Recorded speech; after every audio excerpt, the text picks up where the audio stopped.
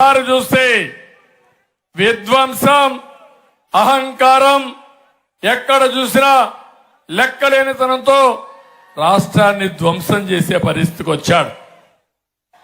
ఒకప్పుడు మీరు చూసినప్పుడు విభజన జరిగింది, మనకు అన్యాయం జరిగింది, మళ్ళా మేము బాధపడ్డాం, నేను బాధపడ్డాను, పవన్ కళ్యాణ్ గారు బాధపడ్డారు.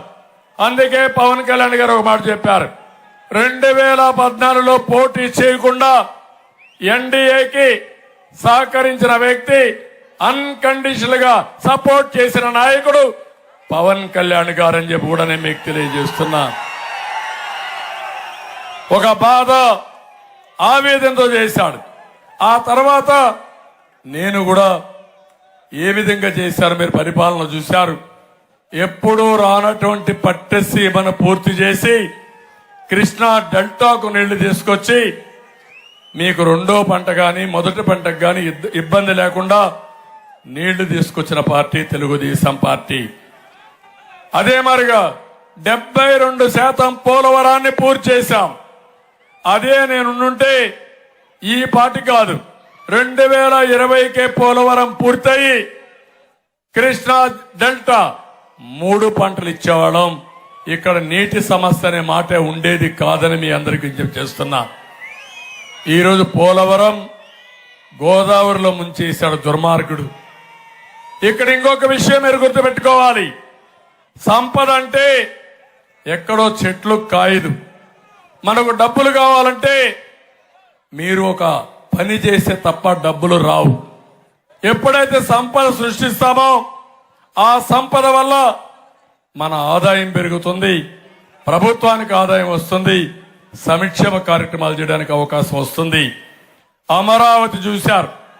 ఒకప్పుడు హైదరాబాద్ నగరం 95-96లో నేను ముఖ్యమంత్రి అయినప్పుడు హైటెక్ సిటీ ఏరియాలో 1 లక్ష రూపాయలు ఎకరా.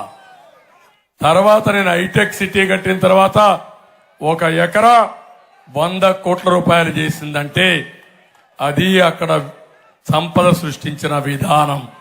ఒక ఇండస్ట్రీ వస్తే ఆదాయం పెరుగుతుంది, మన పిల్లలకు ఉద్యోగాలు వస్తాయి, 3 పంటలకు నీళ్లు ఇస్తే గిట్టుబాటు ధరిస్తే రైతుకు ఆదాయం పెరుగుతుంది, రైతు కూలీలు బాగుపడతారు, ప్రభుత్వానికి పన్నులు వస్తాయి, ఒక రోడ్డు వేస్తే పరిశ్రమలు వస్తాయి.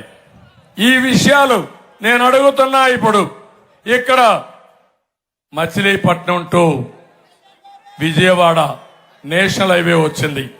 ఎవరి పీరియడ్ లో వచ్చింది తమ్ముళ్ళు అని మిమ్మల్ని అడుగుతున్నా.